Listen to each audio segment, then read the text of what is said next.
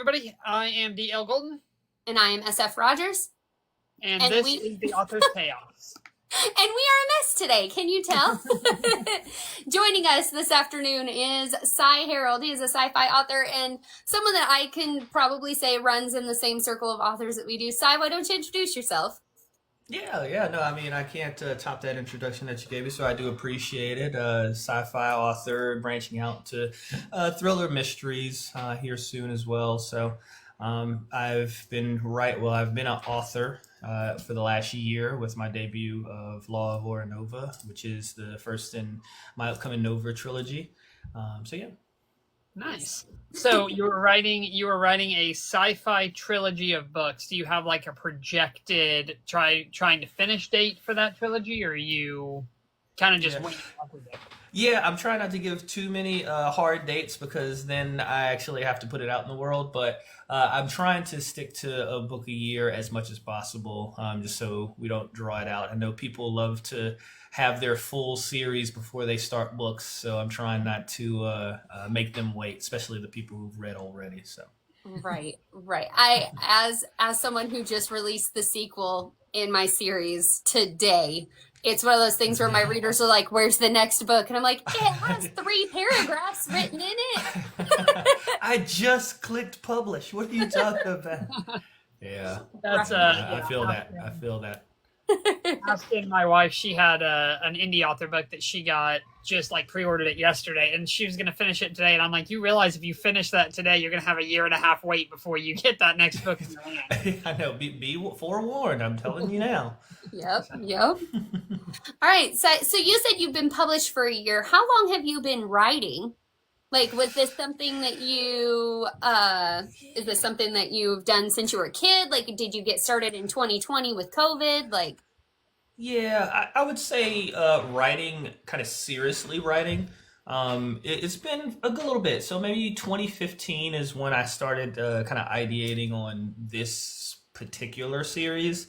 And that was, of course, after having a love of writing for years and years growing up. And so I finally sat down somewhere around 2015. It was kind of, I was in a rut with work, really not enjoying what I was doing at the time. And was, getting some of the depression that comes with that. And this kind of was a mind outlet of, I've always liked writing. I went to TJ Maxx. I got like this empty notebook that was, thrown to the side somewhere. And I was like, you know what? What if I took one of these daydreams and then just saw how far I could push it? And so that was around the time where I was kind of, walking the dog and coming up with names and yep. names for the worlds. And then I kind of just ran with it from there. We like that because we often refer to our writing process as kind of like daydreams that get away from us, and so it's always a story that you can never really let go. It's right there at the front of your consciousness, isn't it? Absolutely, yeah. It's just every kind of passing thought or free thought is just like, hey, here's another character that might be good, or that starts talking to you. For sure. So I told someone the other day, I was like, I was gonna take kind of like a week off and I wasn't gonna work on anything. Because with the release of the second book, I was like, I'm just gonna hands off of the world, like whatever. And I laid down in bed Wednesday night last week, and one of my characters was like, tap, tap, tap, tap, tap, tap. And I was like, no, I don't want to write this. And she's Gotcha. like, but I want to tell you all about this thing that's happening. I'm like, okay, Yeah. hold on. Yeah, none of that matters. None Nope. of that matters. I'm going to Nope. tell you anyway, and what you do with it or how you remember it is on you. If I remember it, 2 in the If you morning. remember. 2 in the morning, I have to get up and like scratch it down because I will not. Like, Right, where's my pen? I right? can't write on the walls. Yes. So you said that you just kind of started by pushing a daydream as far as you could take it, but are you a planner or a pantser when it comes to getting a story out there? Yeah, so I've subscribed to the Plancer route as a cop out, I guess, but leaning more planner. So with this first book, which kind of wasn't the best way to go about it because I was actually just kind of learning and figuring out how to process my thoughts. Um, Part of it was processing thoughts, and then part of it was just the therapeutic action of writing. So I actually do write my notes down. Um, and so the way I went about that as a rough plan was to just kind of let that those daydreams play out. So not any dialogue, not really a whole lot of description or world building. It's just character one goes from point A to point B to point C. They run into character B. They're related this kind of way, and then just seeing if I could get it all the way from the beginning to the end. And so essentially, that was kind of plotting in most people's thoughts, but I've tried to scale that back because that was a very extended process, and then trying to go back and read my writing from that I was doing at 2 a.m, probably with some bourbon in my hand, Yes. is not the most conducive way to or productive way to get a book out. So I've kind of scaled that down into a way of doing a little bit here and there, kind of making sure the thoughts make sense before I go and then start typing and actually typing the story. So a little bit of planning, a little bit of just typing and seeing where it goes. I love that. I absolutely love that. That is very unique. I am such the person that like, oh, this song inspired me. I now have a whole scene and dialogue and I'm ready to go. Like, here we go. So it's crazy. I love that. That's cool. Yeah, That's really, really cool. Well, and it's a good strategy, it seems like, especially when you're writing a trilogy, to have some idea of where your next step is going to go. When I first wrote my first book, it was all pantsed all the way through. That's how it came to me. That's how I wrote it down. But then you go to writing a sequel and you're like, oh no, I actually have to have some plan because it has to link to the other story. Yeah. I don't remember anything. What color was his eyes again? I forgot. Oh my God.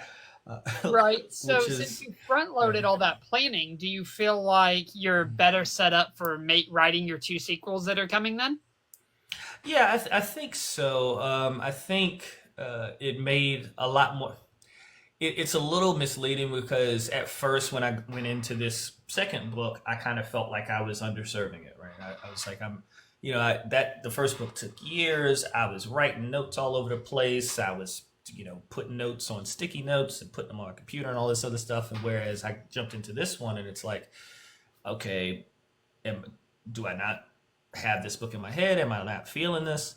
And then so I had that kind of put me in a little bit of an author rut that I had to come out of to realize, like, no, the story's there. You just put a lot of it in the front, like you mentioned, and you've just got to kind of start, pushing it to putting it in the correct places and taking it from the front. So, yeah, I like that. So are you working on book 2? Like, do you have a first draft done of book 2, or are you one of those people that kind of just writes as you feel led? Yeah, I'm actively writing book 2. Okay. Like I said, I'm taking a different approach of, planting 2 chapters at a time and then going back and kind of filling it in. I have the story as far as the beat notes because I'm reading this go round. I picked up the Save the Cat Writes a Novel book because it's always good to hone your craft, right? Yeah. So I'm trying to go through that, and I've gone through the process of hitting all the beats that it kind of mentions, and so which is also for the last question. It's like, okay, the story actually is there. I feel better about this, and it kind of got me out of that rut. So now I'm in the part where I'm writing as I go. So actively writing. I have a title. Book 2 was a little bit scary because I knew where I wanted the trilogy to go. I knew where all the characters ended up. The epilogue kind of shot of what they're all doing, how they get there. I just, like probably most book 2s, didn't know how to glue the 2 together. And then that all of a sudden hit me once I started going through some of that process. So that was really cool. Go ahead, Sarah. Is this one of those things where you haven't released the title yet? So I've released the title in small bursts. So I've essentially given it to everybody who I would like to prior to making it kind of a larger thing. So I'm happy to do that on here as well. As a person who keeps the title super close to chest until I have Mhm. to start like really pushing things, I respect that side. Yeah, I had to sit in it for a little bit and come to. I was like, okay, this feels good. Go a couple days, sleep on it, and then of course I passed it on to my book my cover designer, Hmm. H.E. Gober. Hmm. And as soon as I did that, she is, if you know her, she's the type who's like, hey, don't mind me. I'm just on Canva while you're still saying the title that you just told me Yep. 3 seconds ago. Yep. And I saw it kind of in hard print. And I'm like, yeah, that's it. That's it. So There you I'm go. happy to show it to you guys before we end everything.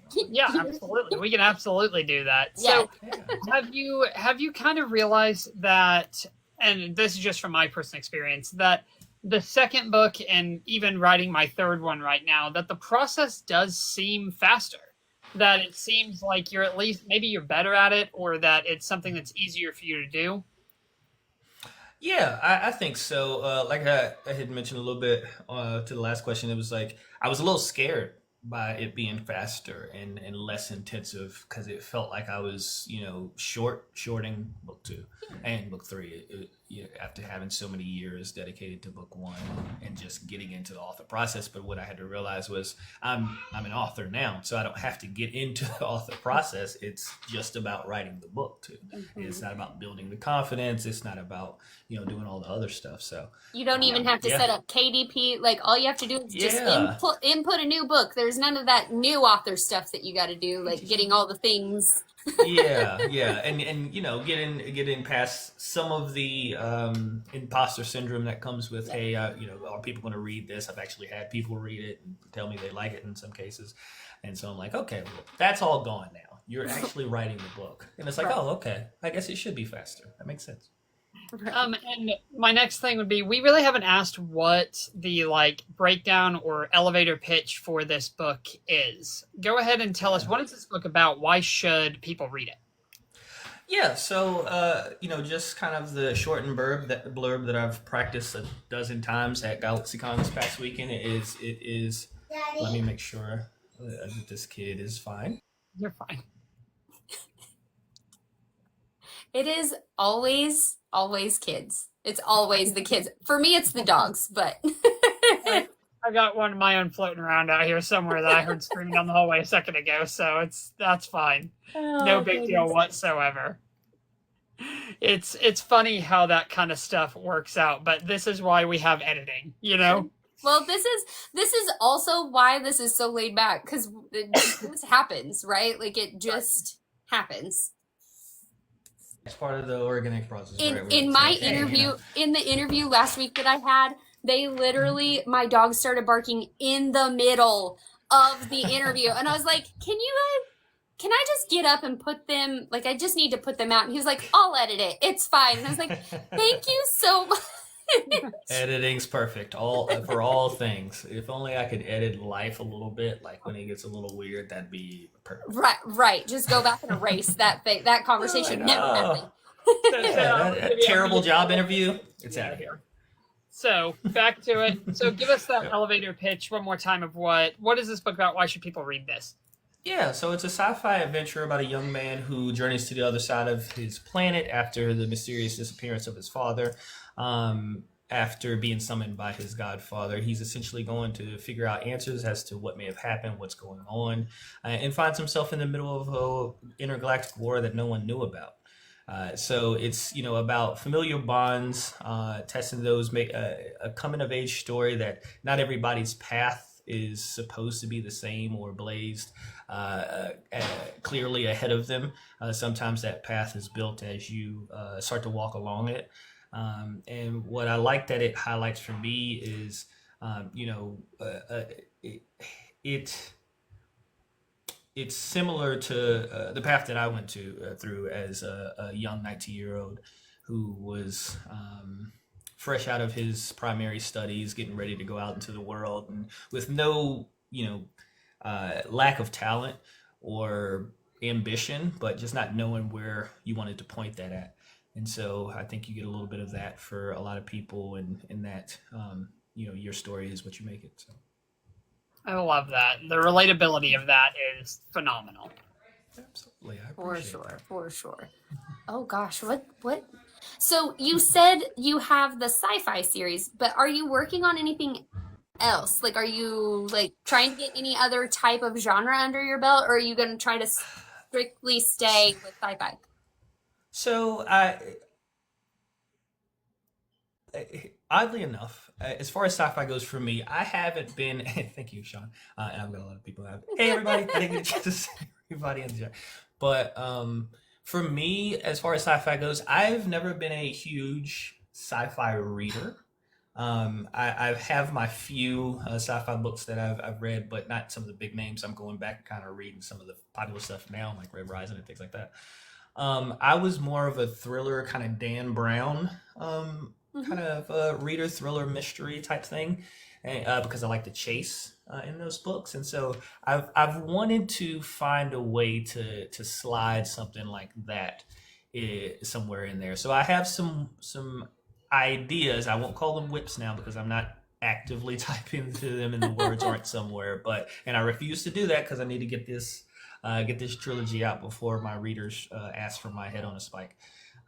So that is in my to be written Distant soon future, enough. distant future. Distant future. At least after these next 2 years of getting these two books out. It never ends. You know, you're like, oh, I'm gonna write 3 books, and then you're like, you know what, I could write 5 books. I've already written Yeah, 3. right. Yeah, you know, I got some time. I can squeeze this in, right? Novellas exist, Or but you could be like Tia and just release 16 in you Just know a couple continually release years. things. look, I respect TL Combs who just kicks him out like that. You know, she said it's her full time job. So Uh-huh. and for me, this is kind of part time for the moment with some of my full time work and the kids who keep busting into my door. Right? But you know, I think she's holding back on us. I think if she really dove into some of her whips, it'd be over for us. Oh, So there you go. I'll take the grace that she allows us. Sai, I will take your stories of taking a year to write a book because it makes me feel less pressure of like, okay, we're all going at our own pace, we're doing a great job, like we're all getting it, but it makes me feel so much better about the fact that it's taken me a year to get the second book released. Indeed, indeed, and like you said, we're all going at our own pace, Mhm. and that's different for all of us and what we have to deal with, and you know, so I agree. Yeah. Well, and I think that'll roll us right into our final question here. You've given some great advice already and some great insights as to what it took for you to become an author yourself. What is your best piece of advice to give to someone who is new trying to publish? I would say there's a couple of things that I would do if I was doing it differently or doing it now. You know, if I think the most helpful thing for me is if you're thinking about putting yourself out there as an author or as a potential as a writer, um, go ahead and do it. Do it as soon as possible. Do it, you know, haphazardly or whatever comes with it, because that is one of my regrets that I didn't do it sooner. I kind of, you know, balked at the whole you know, clock app thing and tried to kind of put it off and try to maybe to do it as a faceless author and things like that. But in that time, I found my editors, my cover artists, my writing friends in Alpha Group. I've found friends that I've had the opportunity to meet, potential narrators, all by, you know, stepping outside of my comfort zone and starting, you know, my author profiles, my author journey. So jump head first. Somebody will catch you if you can't catch yourself, and then just start putting it on paper. You know, everybody's scared that they don't have this unique story that hasn't been told before. But you know, and of course, there's always going to be parallels with some other story, but there's nobody who's going to tell it the way you do and come at it the way that you need to. So Right. definitely, Sarah, what is it you always say? Do it scared. Yeah. Do it scared. Like that is my favorite piece of advice. So when you started saying that, I was like, oh my gosh, Sai, like yes, that is do it freaking scared. Step out and just get your work out there. I had a conversation with a guy about, he was like, well, it's what if nobody likes it? And I said, but what if everyone loves it? That's the flip side of that coin, right? Like you can ask the what if nobody likes it, but like, what if everybody loves it? What if it's great? So yeah, and it's never going to be an easy feeling thing. It's never going to be something that is not nerve-wracking. I mean, you're putting part of your soul out there on a page and saying, okay, guys, please be careful. Don't hurt me too bad. right. So Right. it's really, really important, I think, to say that we need to do it as quickly as possible, because there are so many reasons to say I'm not going to put this out. There's so many reasons to say this shouldn't be out there in the world, or it's not ready yet. You can wait 6 months, 6 years, 60 years. It's not going to make a difference. You're still going to be nervous about it. Right. And Kate said down in the comments, your story isn't for everyone, but it is for someone. And that is so spot on. So right. Yeah. That part is with 7 billion people, 8 billion people in the world. Not everybody's going to hate it. Right. Yeah. Right. Yeah. Right. If not everybody's going to love it, at least somebody's going to like it. You Yes. know? Yeah. Yes. Probability for is sure. on your side regardless, yeah. All right. So we are wrapping this up here. Sai, please plug your book away. Tell everybody where they can get it so we can get you to blow up out there. And where they can Yeah, find you. Yes. Absolutely. So you'll find me pretty much anywhere with the tag Sai.Harold, cy.harold, HAROLD. I tried to keep it as consistent as possible because we never know how long these apps are going to last. So you should be able to find me anywhere the same way. As far as the book, you can find it anywhere that you can request or buy books. Barnes and Nobles, Amazon, KU. So if you were a KU subscriber, make sure that you should be able to get it there as well. And then I try to keep all the links and possible places to find me, where I'm going to be. I think event-wise, the next one I'll be at is Chaos in the Carolinas in Asheville at the beginning of September. So if you are in that area, hopefully I'll be able to see you in person. And then all through North Carolina as well for the rest of the year. So, but yeah, other than that, you can go to cyharold.com. I try to keep it as straightforward as possible and see all that stuff and more there. Awesome. And we will throw every link you send us down in the show notes so people can more easily find you. Sai, it has been an absolute joy talking to you. I am D.L. Golden, author of Origins and Odyssea. My third book is coming out soon, title to be discussed before long. Be on the lookout for possible graphic novel adaptation of that. Have a Kickstarter coming up really, really soon. And Sarah, on to you. I'm SF Rogers.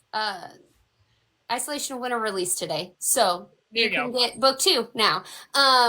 So if you've been waiting for that, Isolation of Winter and Execration of Autumn are both available on Amazon. You can follow me on Instagram, Threads, Blue Sky here in my bio.